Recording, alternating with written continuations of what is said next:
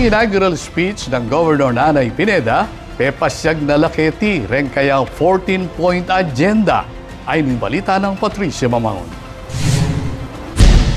Linatag na lang Governor Lilia Nanay Pineda, ren kayang 14-point executive agenda king pamamuklat ning inaugural session ning 12 Sangguniang Panlalawigan. Bilang gabi ning kayang pamanungkulan king pasibayong pamagbalik bilang inda ning lalawigan. Makasentro yung kayang talumpati king malasakit, tepangan at lugod.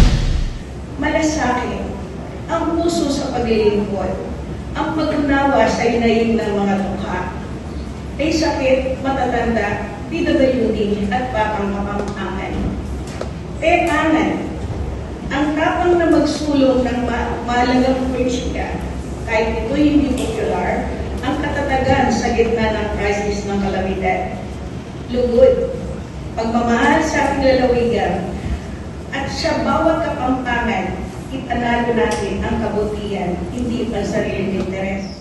Makatutuking agenda kareng manimunang sektor kalupaning modernisasyon dareng ospital, makabayong agrikultura, food security, pabale, edukasyon, digital transformation, disaster preparedness at e-governance. Buong suporta ing pepasyag dari Vice Governor Dennis Delta Pineda at reng board members Keti at may nga kung magsadyang pondo para kareng programang manyulong king biye dareng balang kapampangan. Nipasa muna mang resolusyon ning pasalamat king ana mabanuang pamanungkulan din Gov Nanay at Vice Governor Delta. Makanyan mo rin king pamagkilala kareng outgoing board members adina Winwin Garbo, Micah Gonzalez, Benny Hoxon, Nelson Calara, Paul Balingit at Jun Canlas.